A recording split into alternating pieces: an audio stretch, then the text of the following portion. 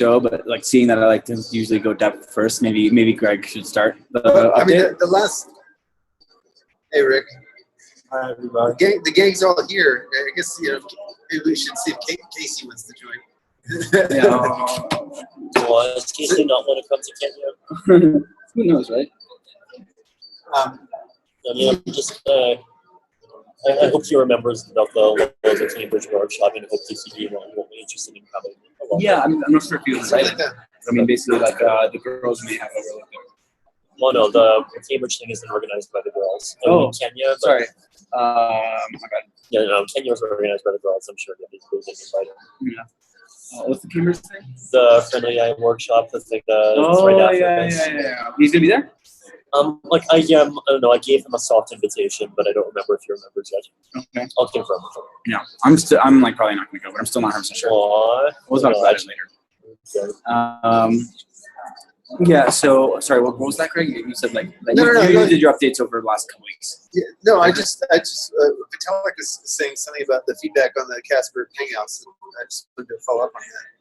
No, basically, like I'm not sure if people are getting that much value from Hangouts being available on the internet. Well, I mean, we're not really promoting them. So, Right. I mean, that's like a big part of it, right? Like we're doing zero to promote it. But Like, literally zero. No, we don't tweet it out. We don't post it on Reddit. We don't put it on the blog. We do nothing to promote it. Okay, no, that's true. No, even still, I basically feel like the limited feedback I've gotten basically says that like the calls are, I mean, first of all, fairly unstructured and they're very hard to follow for people that like aren't already kind of. Yeah, I think that's definitely true. Yeah, and I think it's perfectly fine to have conversations that like normal people can't understand because like we need to move forward on it. Yeah, we need to talk to each other too, and having a record isn't so bad. But I'm hoping that like we're gonna get people synced up and then they'll be able to participate. Yeah. I mean, again, I just think it's just a matter of transparency. So people can follow the cookie come trail if they want to. Right? When I was in Asia, one of the people I was meeting with said, "Oh, that's why you look familiar. I've watched every one of these things." Oh, wow. And I was like, and I mean, it's someone who, I don't, for politeness, I won't say exactly who they were, but there are people in the space who are following this, who are silent and are getting benefit. Yeah, actually, one of the scenario shareholders reached out to me recently precisely because of the Casper hangouts. Cool. He felt, So I definitely want to keep doing them. I mean, I'm not so happy about the time when I'm in the West Coast. Yeah, I'm not happy about the time when I'm but you're a hero. Like same thing. Everybody compromises here. It's like if you have another, except for the Europeans. Yeah. Europeans get it good every time. Maybe we should have like some of them that are like 7 p.m. West Coast and 11 a.m. Singapore and like middle of the night Berlin. Okay, that'll work. But we don't have, as long as you don't have anyone in Berlin, it's fine. Yeah. Okay, I'm cool with that. Yeah. But in terms of Casper Hangouts in general, I think people would appreciate like Hangouts, especially if they also could involve like Q&A from like public. Yeah. And I think people would also appreciate it if we promoted them. But the thing is that takes someone who like is in charge of that. Like right now, like there's there's kind of barbell sort of utility function here where it's 6 we can have hangouts that give like let's say 2 points of utility to us and 2 points to the public. Then we can have hangouts that give 5 points to us and 1 to the public, and we have that give 0 points to us and 5 to the public. Right. And I think like with that kind of curve, instead of having one kind that compromises, we should just like have one kind that's explicitly like for us and people who are like very well involved, and then there's another one that helps the community. Yeah. Okay. I think that makes tons of sense. Yeah, sure. Yeah. I mean, why don't we just host a question, the Q&A session like once a month? Yeah. So every fourth one is like, starting in 2017. Okay. Fine. Yeah, well, that's not very. I mean, if we start every fourth one starting now, the first one will still be in 2017. Exactly. Yeah, but this one doesn't count. It's not going to. Hey guys, any questions? Okay. So I mean, maybe let's like jump into updates. So a couple weeks ago, we were in Singapore, and some of it I thought was kind of interesting and kind of exciting. Yep. And I wouldn't mind like going over some of that on a high level from my point of view.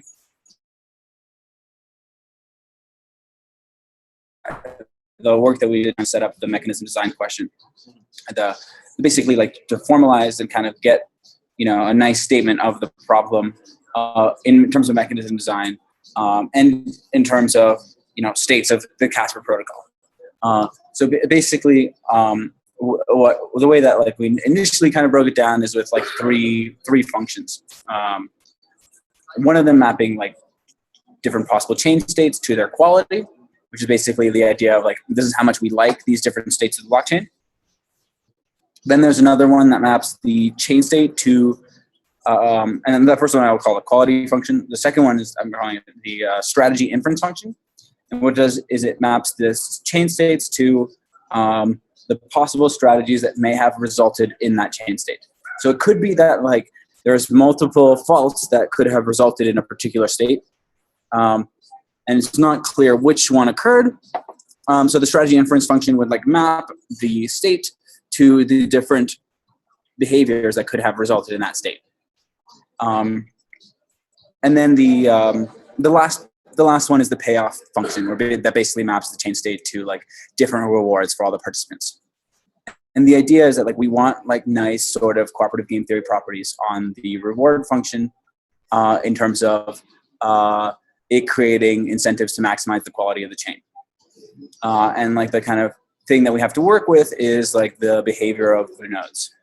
So who's the lead that is liking the states on the chain? So the way that I break down the quality function is in terms of like safety, liveness, and censorship resistance. At the moment, those are like the three kind of basic things. Okay. Where I'm not sure if that's the best way to break it down, but that's what I have so far. I have a pretty precise definition of that lets me calculate how much safety I have in a particular blockchain state. Okay. I have, I can talk about, this state of the blockchain being, more safety than the previous one, or than some other state, and then that kind of gives you a lens into liveness, right, which is like an advance of safety, and then censorship is a little trickier to state formally, but the idea is that like blockchain that might be censoring is of lower quality. Basically, if there's validators whose blocks don't get in the chain, whose transactions don't get processed, then that's a sign of censorship, and that would like kind of ding them some points.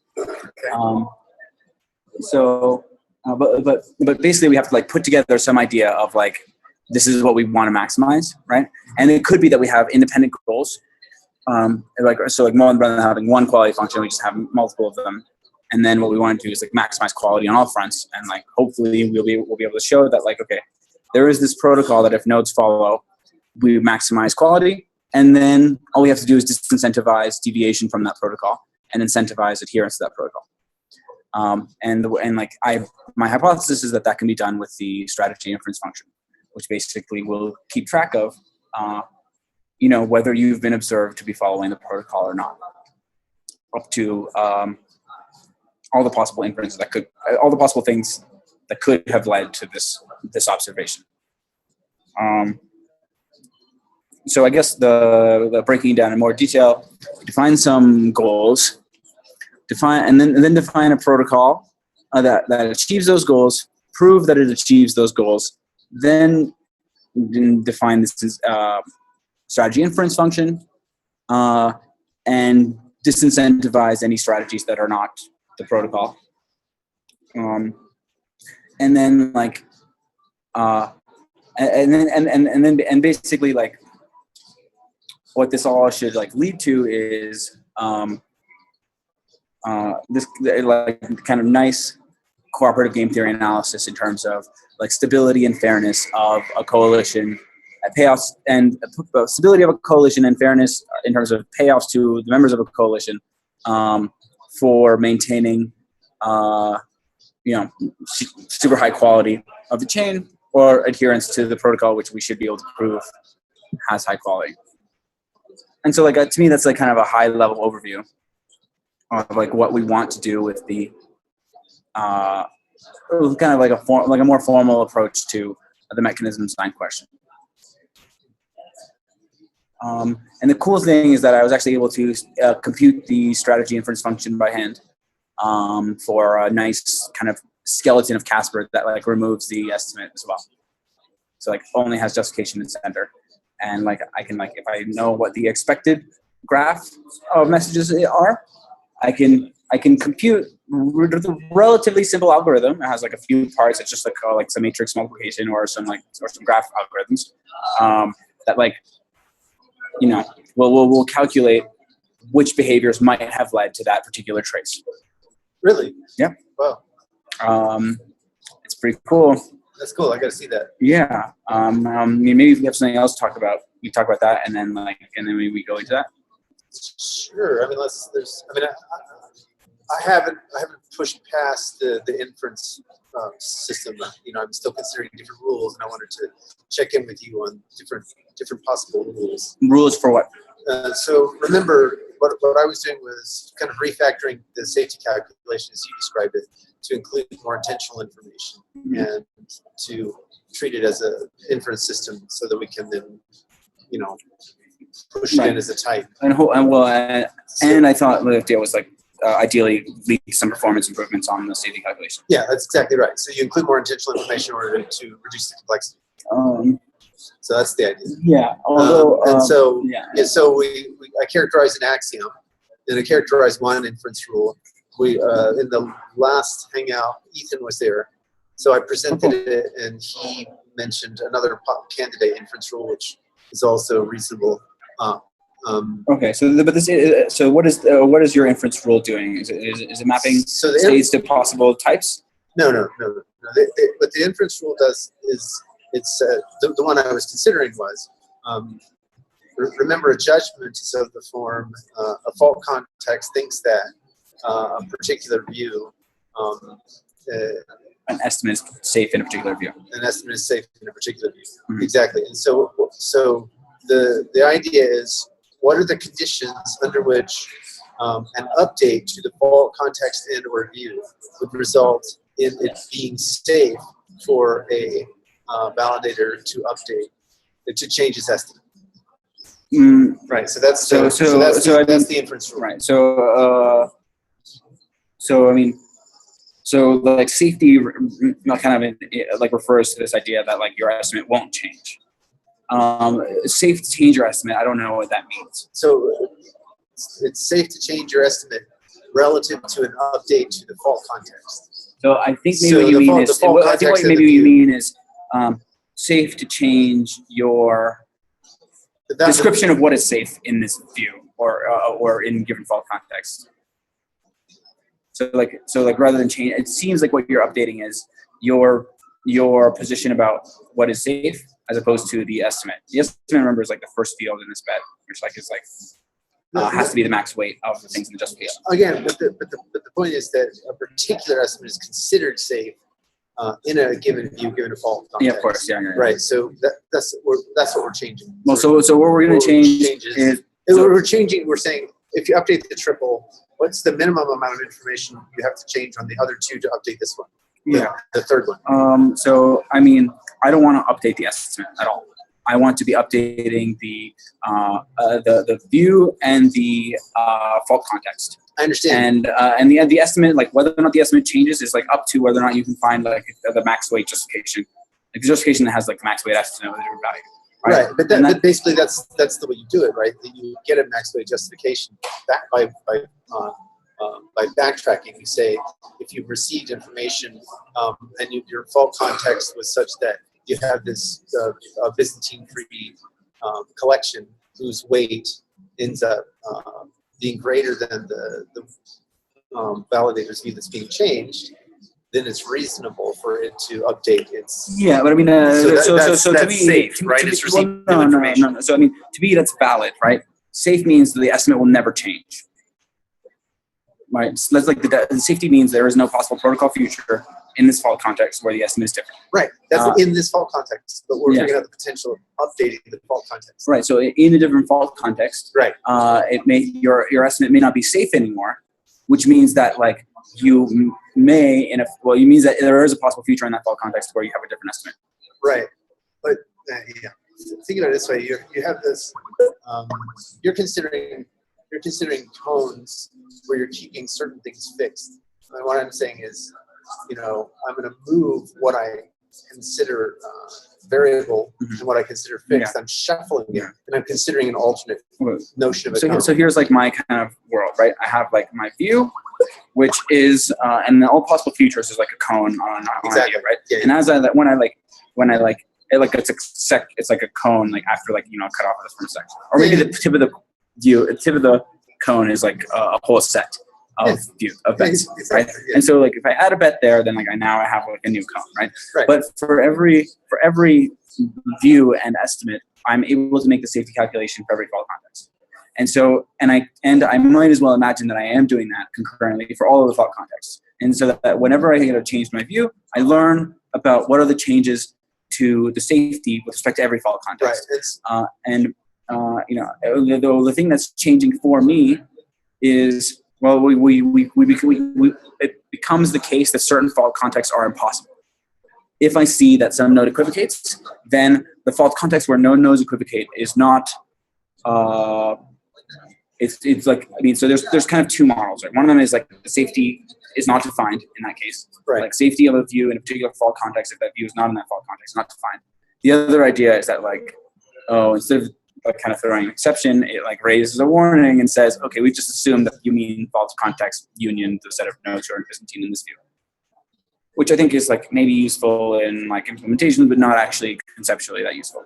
So conceptually, I would say that the safety of an estimate given a view in a particular fault context is not defined if that view is not in that fault context. Okay, all right. So the thing is, in order to add the potential information, what we're looking for is a relationship between the agency of those validated, in other words, the publication of estimates, right? So that's the agency that's changing the view, right? So something has to change the view, and what's the thing that changes the view? And one of the things that changes the view is the publication of an estimate. And how is that?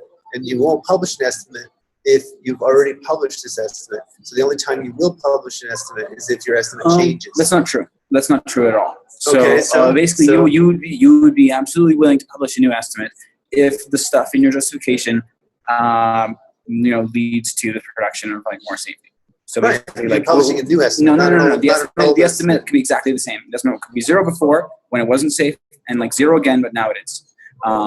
And like, because like in the view of my justification in the first estimate, it wasn't safe, but in like the view of my second estimate, it is.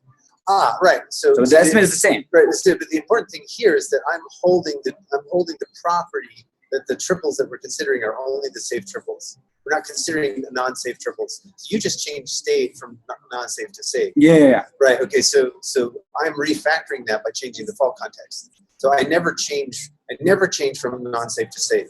I always change either the fault context or the view or the estimate. Okay. So but we're holding safety. Okay. But I mean, like, this like thing is either going to be like true or false based on whether or not you're safe. So I don't understand what you mean by holding safe. Meaning that like you're considering a set of triples that are safe and like only ever these. So for example, if I take any of those and I change the estimate, like that's not in that set that you're considering. That's exactly right. So we consider only the safe triples, okay. Right? And now we're looking at the set of a relation over the set of triples that's held by safety, right? And so you can traverse the relation by updating the view. You can traverse the relation by updating the fault context, or you can traverse the relation by updating the estimate. All of those are ways that you can slice and dice this particular relation.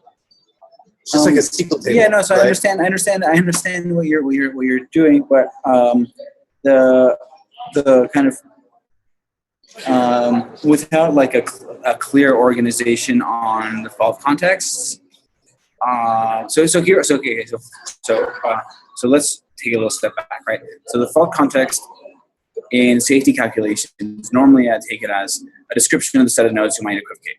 Right. So, in a more generally, what I would say is the fault context is actually the behavioral types description of all the behavior of the nodes, right? Exactly what I. Yeah. That's and I mean, precisely like how I formalized got it. there basically when I found a safe definition of liveness like a week ago. Oh, so yeah. Why don't you give that? And also, it looks like Rick and Vitalik are completely bored by this Sorry, conversation. I'm actually trying to listen, but I'm also trying to do No worries. we're all doing other work. No worries.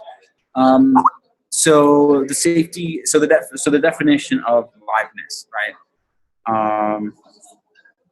I mean, let me see if I can like reconstruct it, right? Because I mean, it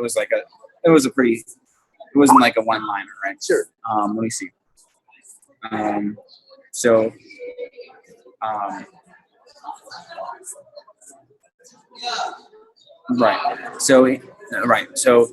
So in a particular fault context, so a view in a particular fault context has liveness if in all possible futures in that fault context, if there is an n such that for all possible futures in that fault context, where the number of the length of the number of bets kind of from like the current bets to like that future bets is greater than n. Then for every future, basically the way to think about it is like n steps. There's some n such that after which things stabilize. Yeah, that's right. So there's two fault contexts actually in the liveness calculation. There's the fault context. So let's call it like fault context 1 and fault context 2, right? And so the way that the Liveness definition works is to say that in fault context 1, in all futures in fault context 1 that are more than like n steps long, we have safety in fault context 2. So if you go more than n steps in fault context 1, you get safety in fault context 2. So basically, the definition of liveness is parametric in a fault context that you feed to the safety. And so basically, the definition of liveness is this kind of property that you will achieve a particular amount of safety. So in a finite number of steps. So again, so liveness is the guarantee that we will achieve safety in a finite number of steps. And like for a particular fault context, you will have the ability to reach different levels of safety in a finite number of steps. And like in an asynchronous context, I think there has to be a tighter relationship between the two fault contexts. So I kind of reasoned that it doesn't break if I have them be separate. It can be separate, but I think there has to be some kind of predicate that holds between the two. So it seems reasonable. However, the math works out even if there isn't, it seems. Okay, so it seems like, for example, I ought to be able to make a fault context where everybody is Byzantine, right? Mm-hmm. And so like if everyone's Byzantine, like I can show that like you're not guaranteed to have more safety than you have now. So basically that you don't have liveness. No. Well, hold on. Let's see. So like there's like the liveness fault context and there's the safety fault context, right? So everyone is Byzantine in the safety one. I'm assuming you meant. Sorry, in the liveness one. My bad. In the liveness one. Yeah. No. So you want to get to a place where safety is almost meaningless. No, absolutely not. No. But that's what I'm saying. To provide the counterexample that you don't have some constraint between the two fault contexts.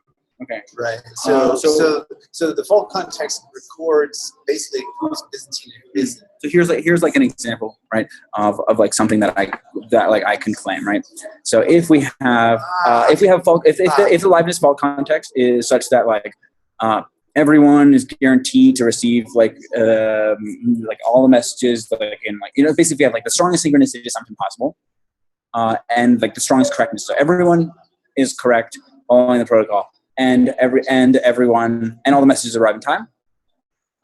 Then I can say that I can show that I can have that in a finite number of steps I will have a fault safety in every fault context that isn't all of the nodes being Byzantine. So let's begin. So the nice thing there is like I had this, the first Liveness fault context included no faults, no Byzantine faults, no Liveness faults. But the Byzantine fault context, the one for the safety, included all of them except for one. Right. So what I'm thinking about is imagine going backwards. So you start with a bunch of faults, and you end. And the end point is where you have no faults, right? So in the no faults context, you have safety forever, right? I mean, you're able to in a finite amount of time achieve any given level of safety. Exactly. But it's important to distinguish to make clear which fault context you're talking about, right? Right. So what I'm saying is the end point. So you have sort of a source and a target fault context. So I have a source. So here's like the way it works, right? So I have a view, and in some fault context are all the possible features of that view, right? And then the question is, how much safety do I get at some depth in there? I understand. Right? There's some penumbra. Yeah, and the amount of safety that I get might be different based on the fault context of the Liveness calculation. Yeah, I don't think you. I think the requirement is you don't get to roll back Byzantine faults. You don't. No. You said there's no predicate between the two, and I'm sorry. What is it?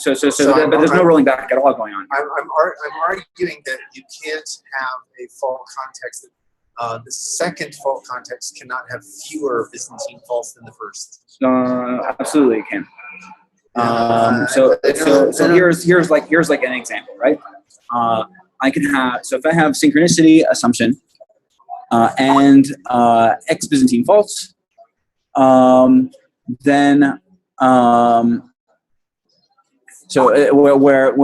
where the fault context for the Liveness like guarantees that those faults will actually be exhibited, then I can have safety in the null fault context. Right. Because in all futures. No. That null fault context. Okay, sorry.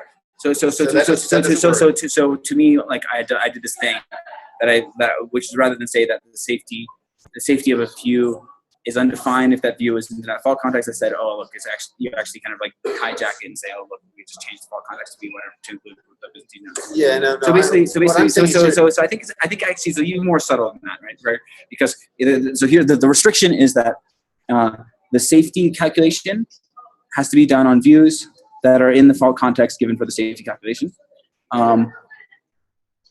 So that and that's a clear restriction. However, it might be the case that in possible futures, the safety calculation. Yeah, but the safety calculation will use views in the safety calculation. But in the Liveness calculation, we're going to talk about all possible futures, which lead to like a set of views where we're going to say, oh look, we have safety in all of these, and that's why we have Liveness, right? And like that so they're like the fault context of those particular safety calculations have to basically be. You don't get to unwind a Byzantine fault. Well, yeah, but here's the question, right? Is the Byzantine fault guarantee? Are all the Byzantine faults that are possible in the fault context going to happen before that n for the safety calculation? Oh, I understand the way you're thinking about time.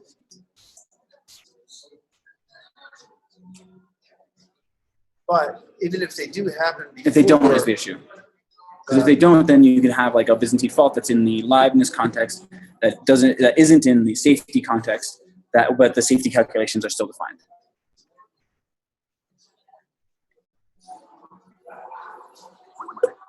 Right. There's got to be some kind of there's a. I mean, it feels like it. I mean, there's a compactness requirement, right? You don't get to forget information about Byzantine faults. I agree, but just because the fault context has Byzantine faults potentially in it, does not mean that those faults need to be expressed by that fault context before this end of the Liveness calculation. So it could be that those faults are expressed like after the end, and therefore don't factor in. Then it would feel like the safety ought to be more variable. So basically, imagine if I can show in a particular fault context that I get safety in the asynchronous no Byzantine fault context in some number of steps. But then after that step, the fault context now starts equivocating. Well, you were still safe at that time. It just now you learned that the fault context of like no Byzantine faults isn't actually the fault context that you were in. That feels unstable, right? It's not like you've reached an end and then everything is hunky dory. No, you've reached an end and then things fall apart. The safety, but the Liveness calculation is like parametric in the fault context of the safety calculation, and I made that that parameter in this case not include the Byzantine faults that are in the Liveness calculation. Right? So things don't fall apart, if things are guaranteed not to ever fall apart after this end, if the safety calculation Byzantine fault context is a superset of the Liveness one, but they might fall apart. And everything is still well defined. It's still well defined. See, we're starting to ferret out some subtle dependencies between the two fault contexts. So it's not a dependency. It is a predicate. It's not even a predicate. I mean, it's not. It doesn't. A relation. It's a relation. Yeah, it's a Every relation. relation is a predicate. Here's like here's like what I'm objecting to, right? Okay. If I just give like one fault context for like the Liveness, and then like another one for the safety calculation that's being done in that Liveness thing, my claim is that the Liveness will be well defined for every two fault contexts. For any two fault contexts, and basically, and to the extent that that's not true, it'll be because the views in the safety calculation aren't in the fault context of that safety calculation. It won't be because of a mismatch between these two fault contexts. And basically, I spent a bunch of time trying to make it break, trying to show that it's not well defined if the fault context of the safety calculation wasn't a subset of the fault context for the Liveness calculation, and I just wasn't able to do it. It just kind of it turns out to just kind of strangely work, even if there's no correspondence between these two fault contexts. No, I'm pretty sure there's a theorem there that I mean, we'll eventually go into the details all mechanically, and then we'll find out for sure. Yeah, but that's what I'm looking for, because I think what the issue is that if there's some monotonicity requirement on the information in the views and the fault context, then you have this issue of a relationship between the two, right? So if I don't understand what monotonicity is. So the information that you collected in a view can't be rolled back. Oh yeah, I mean that's true. In the sense that, so for a particular validator, for a particular copy of a validator, that's true. But an equivocating validator will have multiple copies, one of which could have been from the past or whatever. Right. No, I understand. So the single-threadedness of validators that are not Byzantine, right, is going to force a relationship on the two fault context. So here's not exactly. So here's what's going to happen, right?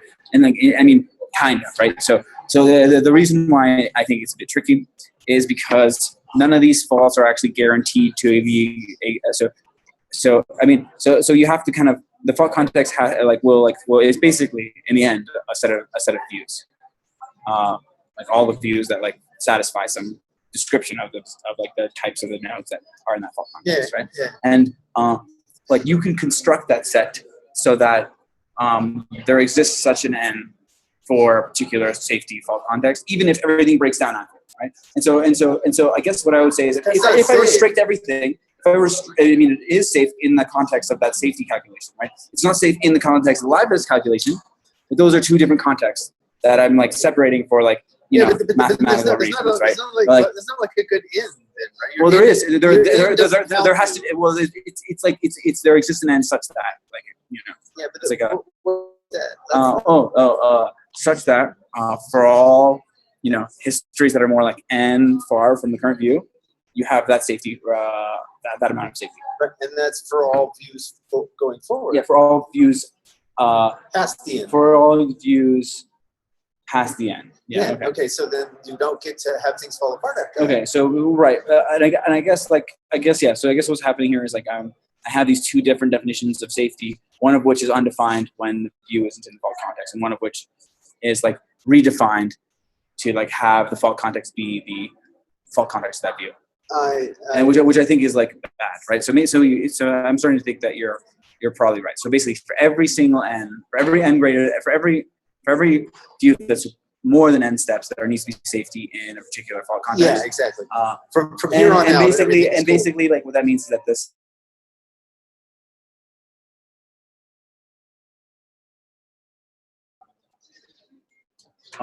It's got to have strictly more information than the one you started with. Well, it's got to. Well, let's see. Well, strictly less information. It's got to have more views. Wait, let's see.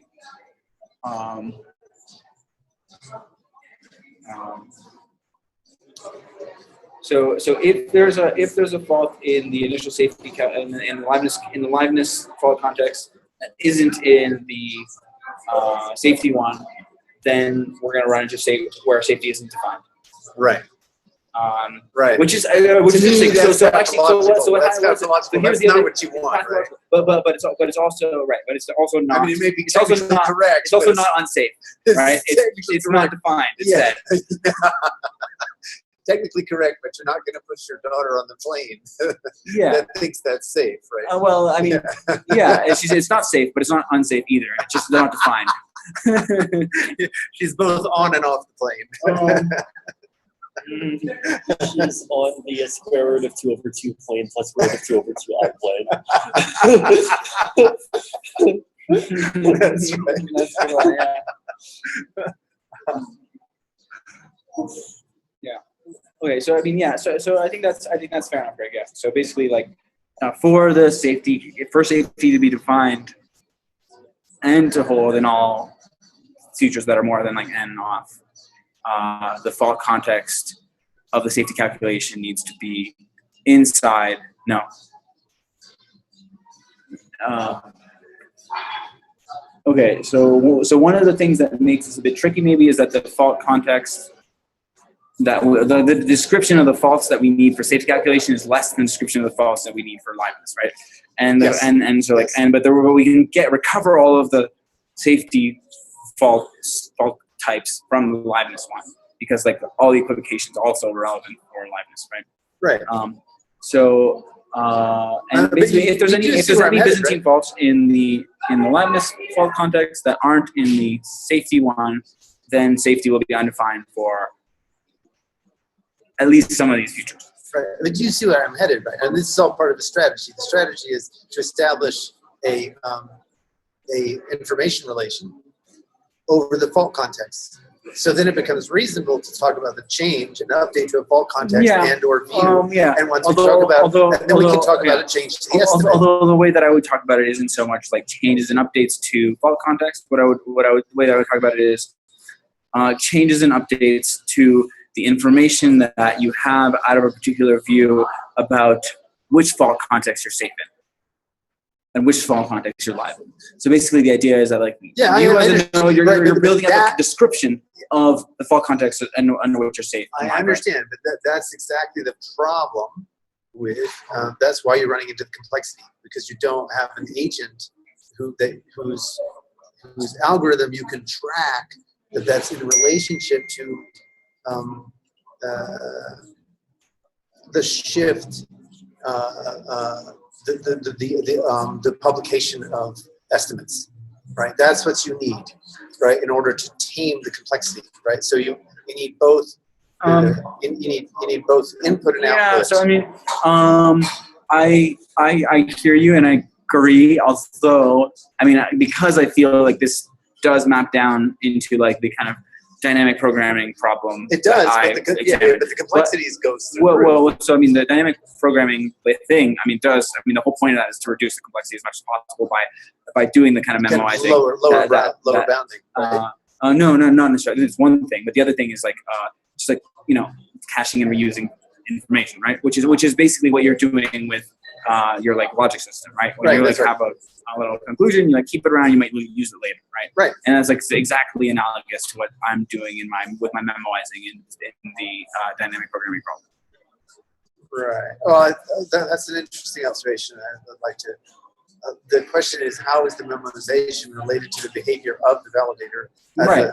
Yeah, and like it will have to be very directly for the liveness calculation, and like somewhat more indirectly for the safety calculation, because like the safety calculation could be described with like a much less rich type system than the liveness calculation. Yeah, understood.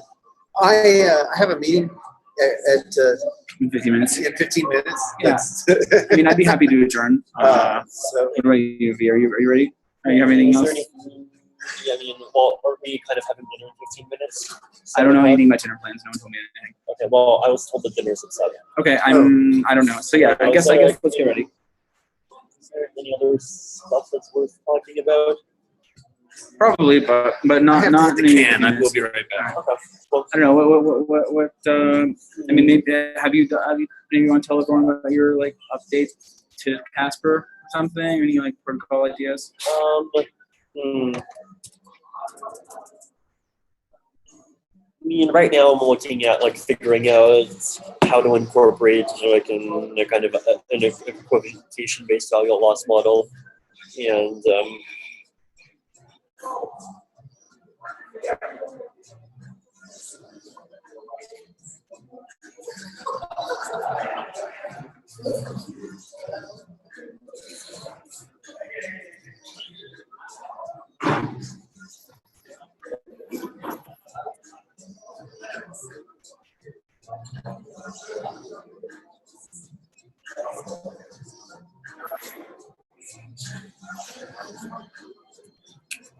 Well, so as we wait, guys, how is the weather in Kenya? How's the landscape and everything? the weather is fairly warm. Yeah, today it rained a bit and it got cold. I don't know. The hotel is like high security, which in my opinion is like a rather horrible nudge that's incentivizing us from going outside. I agree. Yeah.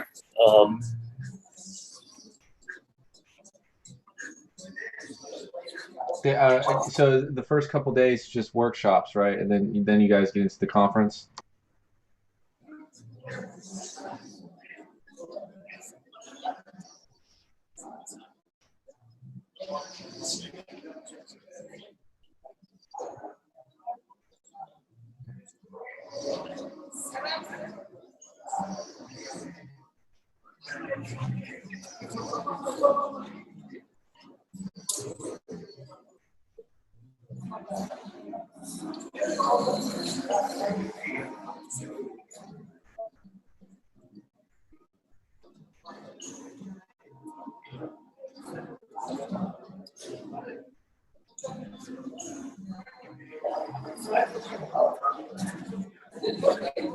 Well, Christian, thanks so much for recording. It looks like we're about at the end here. Is that right? Yeah.